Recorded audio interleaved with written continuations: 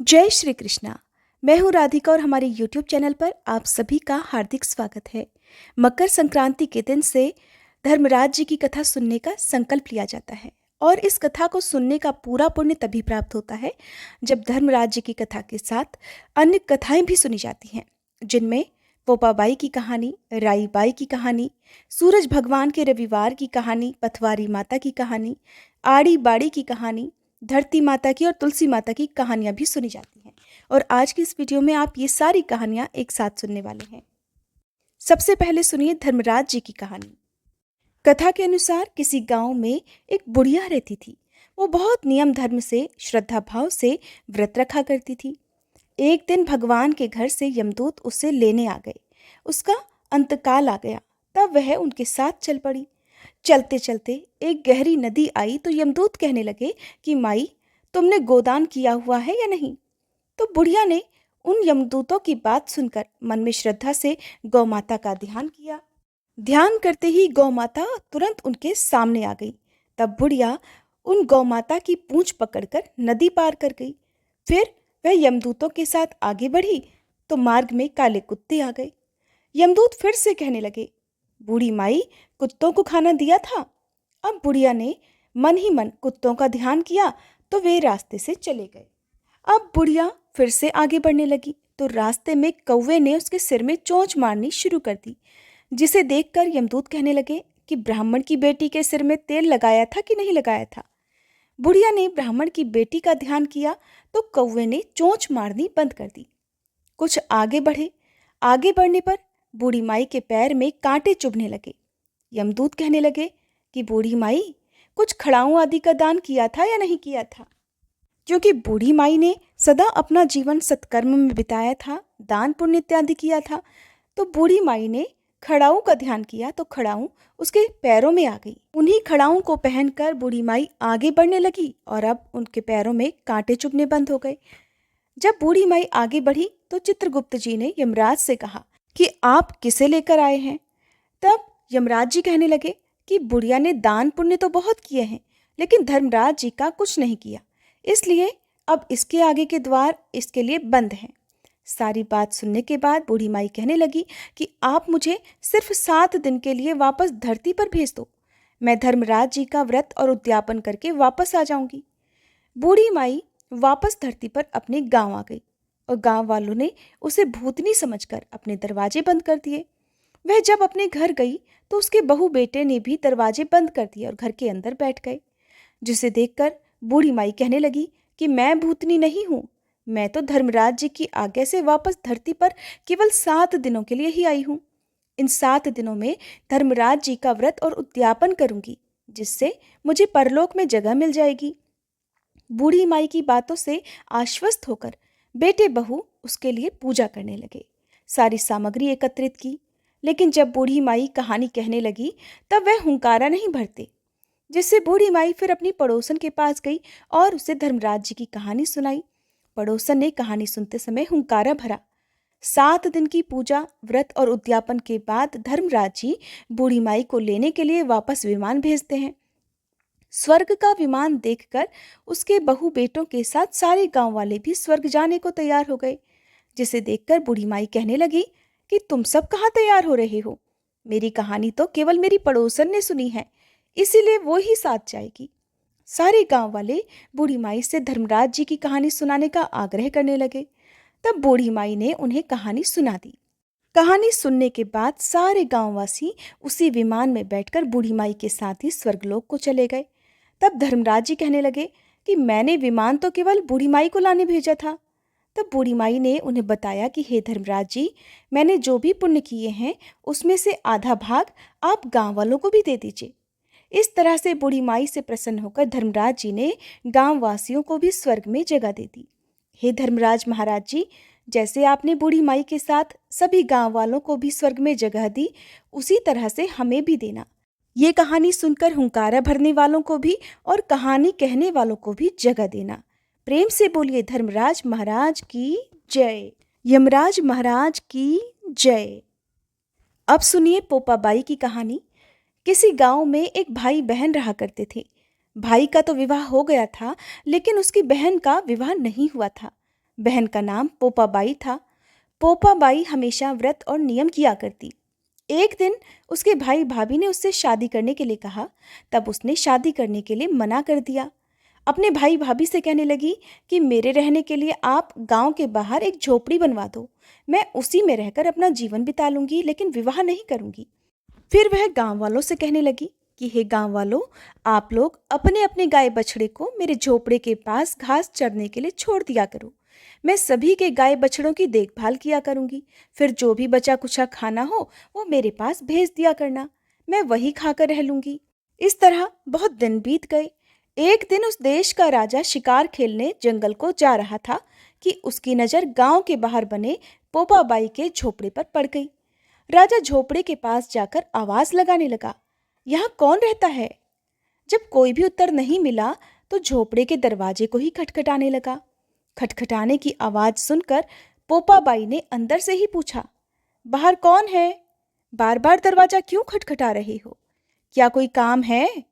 तब राजा ने बाहर से उत्तर दिया, मैं इस देश का राजा हूं। मैं तुम्हारे साथ विवाह करना चाहता हूं। सुनकर पोपाबाई कहने लगी, अपने महल को लौट जाओ। मैं पराये पुरुष का मुंह नहीं देखती। लेकिन राजा ने उसकी बात पर ध्यान नहीं दिया और वह बलपूर्वक पोपाबाई को उठाकर अपने घोड़े पर बिठाकर अपने महल की ओर चल पड़ा। पोपाबाई ने राजा को श्राप दे दिया, हे राजा, जा, तेरा राजपाट सब नष्ट हो जाएगा। महल में पहुंचकर राजा ने अपनी रानियों से सारी बात बताई।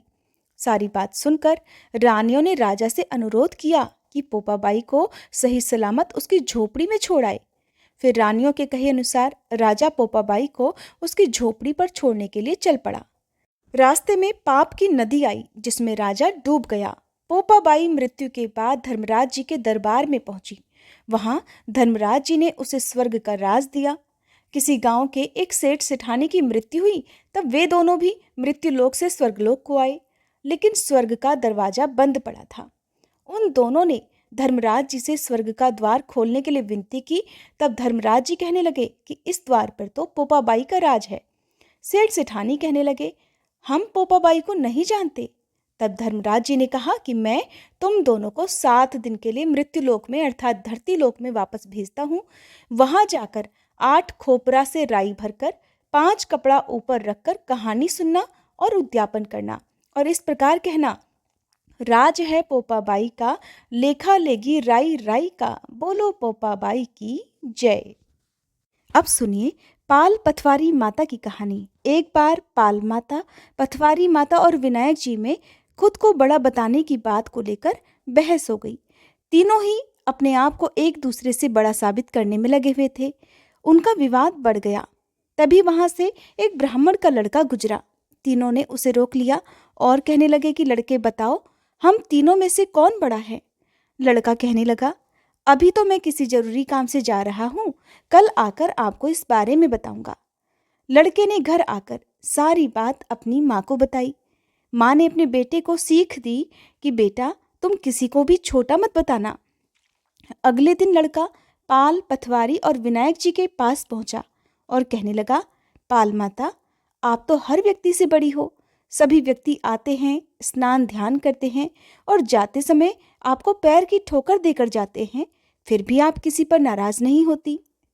फिर पथवारी माता से कहने लगा, पथवारी माता, आप भी बड़ी हो, क्योंकि कोई भी व्यक्ति कितने भी तीर्थ कर ले, धर्म ध्यान कर्म कर ले, पर वापस आने पर आपकी पूजा किए बिना उसका कार्य पूरा नहीं होता। फिर लड़के ने गणेश जी से यानी विनायक जी से कहा कि प्रभु आप भी बड़े हैं, क्योंकि आप सभी देवताओं से पहले पूजनीय हैं। आपका ध्यान किए बिना कोई भी काम सिद्ध नहीं होता। लड़के की बात सुनकर तीनों प्रसन्न हो गए और कहने लगे, लड़के तूने तो अपनी चतुराई से हम तीनों को ही बड़ा बना दिया। हमारा आशीर्वाद सदा तेरे साथ रहेगा। ऐसा कहकर उन्होंने जौ के कुछ दाने लड़के को दे दिए। लड़का सोचने लगा, ये तो घाटे का सौदा रहा। इतना अच्छा न्याय किया, अपना समय भी बर्बाद किया और बदले में मिले क्या? जौ के दाने। लड़का घर पहुंचा और बेमन से जौ वाला अंगोछा कोने में रख दिया। माँ अंगोछा समेटने लगी तो उसमें से जौ के दाने की जगह चमचमाते हीरे मोती गिरने लगे। माँ हैरान हो गई लड़के से पूछा तो बेटे ने सारी बात बता दी। सुनकर माँ बेटों की खुशी का ठिकाना नहीं रहा। दोनों बहुत खुश हुए और आनंद से रहने लगे। हे भगवान! पाल, पथवारी माता, विनायक जी महाराज ने जिस प्रकार ब्राह्मण के लड़के को आशीर्वाद दिया, ऐसा आशीर्वाद इस कथा को कहने, सुनने और हुंकारा भरने वाले सभी भक्तों को देना। पथवारी माता की एक और कहानी प्रचलित है। इस कहानी के अनुसार एक बार पथवार माता पाल पर बैठी थी। तभी दो व्यापारी वहां पर आए। उनमें से एक के पास गाड़ी में नमक था और दूसरे के पास चीनी। पथवारी माता ने दोनों से पूछा कि तुम्हारे पास क्या है। दोनों ने सोचा पथवारी माता कहीं उनसे मांग न ले, इसलिए झूठ बोल दिया। चीनी के व्यापारी ने कहा मेरे पास नमक है, और जिसके पास नमक था वो कहने लगा मेरे पास चीनी है। ऐसा कहकर दोनों वहां से चले गए। थोड़ा आगे चलने के बाद दोनों ने जब अपना सामान देखा तो हैरान रह गए।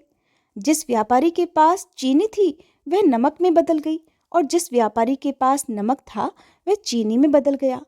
ये देखकर दोनों व्यापारी एक दूसरे से झगड़ा करने लगे, एक दूसरे पर अपना सामान बदलने का आरोप लगाने लगे। तभी वहां पर एक व्यक्ति आया। उसने झगड़े का कारण पूछा। तब व्यापारियों ने सारी बात बता दी। उस व्यक्ति ने पूछा क्या रास्ते में तुम्हें कोई मिला था? तब उन्होंने बताया कि पाल पर एक पथवारी नाम की बुढ़िया मिली थी। इस पर वह व्यक्ति कहने लगा कि ये उसी बुढ़िया का काम है, तुम उसी के पास जाओ, तुम्हारा समाधान वहीं होगा। दोनों को एहसास हुआ कि हमने झूठ बोला था, शायद इसीलिए हमारे साथ ऐसा हुआ है। फिर दोनों व्यापारी पथवारी के पास गए और कहने लगे पथवारी माता, हमने आपसे झूठ बोला, हमें क्षमा कर दो, हमारा सामान जैसा था पहले जैसा ही कर दो। पथवारी माता ने फिर दोनों को क्षमा कर दिया और उनका सामान वापस जैसा पहले था वैसा ही हो गया। प्रेम से बोलिए पथवारी माता की जय। अब सुनिए राई बाई की कहानी। एक बार दो माँ बेटियां थीं। बेटी का नाम राई था। वह बहुत सुंदर और सुशील थी और भगवान कृष्ण की बड़ी सच्ची और पक्की भक्त थी।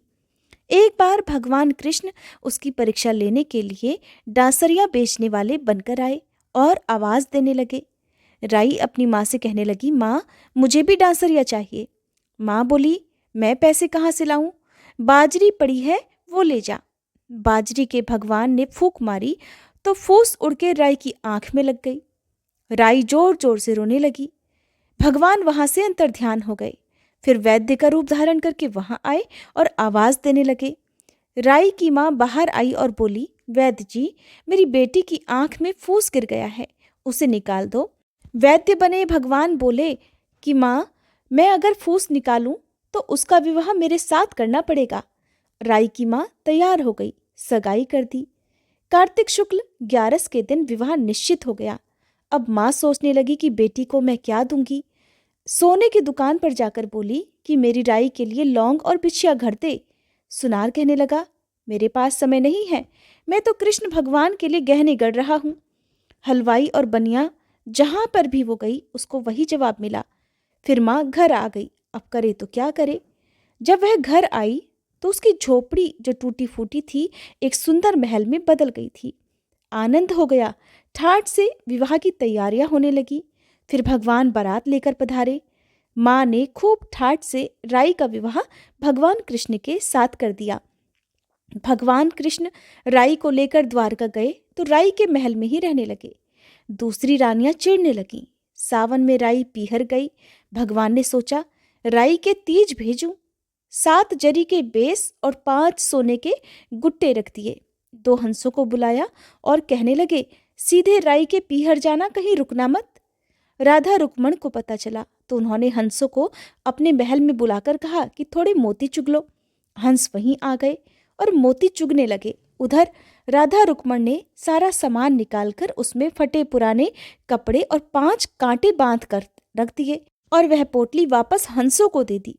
हंस मोती चुगकर सामान लेकर राई के पास पहुंच गए। राई खुशी से नाचने लगी। जैसे ही पोटली खोली, 5 अंगुलियों में 5 कांटे चुभ गए। राई बहुत दुखी हुई। सावन खत्म हुआ तो भगवान लेने आए। राई भगवान से बोली, नहीं, भगवान आए तो राई दूर दूर हो जाए। भगवान ने सोचा कोई बात नहीं। राई फिर भी ना बोले। इतने पर भी राई भगवान को अपने महल में ही जिमाती। भोजन में दही जरूर देती। एक दिन भगवान बिल्लो गाना के दही खा गए। अब राई दही कहाँ से रखे? भगवान गुजरी बनकर दही बेचने आ गए। राई नीचे जाकर बोली, थोड़ा दही दे दो। गुजरी रूपी भगवान कहने लगे, राई तुम उदास क्यों हो? हमने सुना आप भगवान से नाराज हैं। राई बोली, तुझे क्या मतलब, तू जा। तो गुजरी रूपी भगवान बोले, हम सहेली जैसी है ना, तो अपने मन की बात कह दो, मैं किसी से नहीं कहूंगी। राई ने सारी बात कह दी। सुनते ही भगवान को अचंभा हुआ और वे असली रूप में आ गए और बोले, ये कैसे हुआ? मैंने तो जरी के बेस और सोने के गुट्टे भेजे थे। भगवान ने हंसों को बुलाकर उनसे पूछा कि तुम रास्ते में कहीं रुके तो नहीं? हंस बोले, राधा रुक्मण के महल में रुके थे और कहीं नहीं रुके। भगवान ने फिर राधा रुक्मण को बुलाया और पूछा कि आपने ऐसा क्यों किया? तब वे बोली, आप हमारे महल में नहीं पधारे, इसीलिए हमने नाराज होकर ऐसा किया। भगवान बोले, आप हमको प्रेम से बुलाते तो हम जरूर आते। फिर भगवान बोले कि कार्तिक का महीना राई को दूंगा, 5 दिन पचतित्या राधा रुक्मण को और 11 सत्यभामा को दूंगा। भगवान ने सबको मान दिया। हे भगवान, राधा रुक्मण राई को मान दिया, जैसा वैसा सबको देना। घटती को पूरी कर जो, पूरी का प्राण छोड़ जो, भूल चूक माफ कर जो। बोलिए राई दामोदर भगवान की जय। अब सुनिए धरती माता की कहानी। प्राचीन समय की बात है। एक गांव में एक बुढ़िया माँ और उसका बेटा बेटी रहा करते थे। माँ बहुत गरीब थी। वह मजदूरी करके अपने परिवार का पेट भरा करती। धीरे धीरे समय बीतने लगा और बच्चे बड़े होने लगे। बेटी शादी के योग्य हो गई। तब माँ बहुत बूढ़ी हो गई। माँ ने एक दिन अपने बेटे से कहा कि बेटा, तेरी बहन शादी के लायक हो गई है, इसलिए तेरे जैसा घर वर देखकर उसकी शादी करना। ऐसा कहकर बूढ़ी माँ तो कुछ दिनों के बाद मर गई। उसका भाई गांव गांव में घूमा, लेकिन अपनी बहन के लायक पति नहीं ढूंढ पाया। वह पूरे गांव घूम घूम कर थक गया और एक दिन सोचने लगा कि मेरे जैसा तो इस दुनिया में कोई है नहीं, इसलिए मैं ही इससे शादी कर लेता हूँ। ऐसा सोचकर वह चुनरी और शादी के लिए सब सामान ले आया। तब उसकी बहन ने पूछा कि भाई, तुम ये सब सामान क्यों लेकर आए हो? तब भाई कहने लगा कि बहन, ये सब सामान तुम्हारी शादी के लिए लेकर आया हूँ। गांव वालों ने बहन से कहा कि तुम्हारा भाई ही तुमसे शादी करने वाला है। तब बहन ने जाकर अपने भाई से पूछा कि भाई, आप मेरी शादी किससे कर रहे हो? इस पर भाई ने कोई उत्तर नहीं दिया। तब बहन सारी बात समझ गई।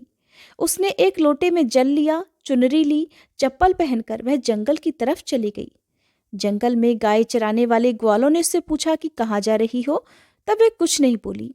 वन में जाकर वह धरती माता को पुकारने लगी और बोली, हे धरती माता, अब आप ही मेरी लाज रखना, वरना बहुत अनर्थ हो जाएगा। वह बोली, मैं क्या करूं? हे धरती माँ, मुझे अपनी गोद में ले लो, नहीं तो अन्याय हो जाएगा। तभी धरती फटी तो बहन ने एक तरफ लोटा, चुनरी और चप्पल रख दिए और वह उस धरती में समाने लगी। इतने में ही दौड़ता हुआ उसका भाई जंगल में उसे ढूंढता हुआ आया। उसने ग्वालों से पूछा कि मेरी बहन किधर गई है? तब ग्वालों ने बता दिया कि तुम्हारी बहन किस तरफ गई है। वह बहन को पुकारता हुआ उस तरफ बढ़ने लगा। तभी उसने देखा कि उसकी बहन धरती में समा रही है। ये देखकर वह अपनी बहन को पुकारता हुआ उस तरफ बड़ी तेजी से दौड़ने लगा। तब तक उसकी बहन धरती में समा चुकी थी। केवल थोड़े से ही बाल दिखाई दे रहे थे।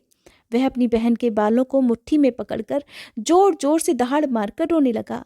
बहन, तू सत्य के लिए धरती माँ की गोद में समा गई। मेरी बुद्धि भ्रष्ट हो गई थी। माँ का वचन निभाने के लिए मेरे जैसा कोई वर नहीं मिला, इसीलिए ऐसा विचार मन में आया। ऐसा कहकर वह भाई जोर जोर से रोने लगा। पर धरती माँ ने सत्य के लिए बेटी को अपने आप में समा लिया।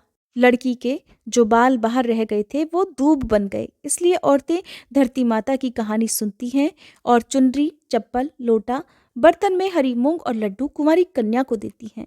जो भी धरती माता की इस कहानी को सुनता है, धरती माता सदा उसको सुखी रखती हैं। हे धरती माता की इस कहानी कहने, सुनने और हुंकारा भरने वाले सभी भक्तों को सुखी रखना। बोलिए धरती माता की जय। अब सुनिए सूरज भगवान की कहानी, जो कि रविवार के दिन सुनी जाती है। रविवार व्रत की पौराणिक कथा के अनुसार प्राचीन काल में एक बुढ़िया रहती थी। वह नियमित रूप से रविवार का व्रत करती। रविवार के दिन सूर्योदय से पहले उठकर वह बुढ़िया स्नान आदि से निवृत्त होकर अपने घर के आंगन को गोबर से लीपकर स्वच्छ करती।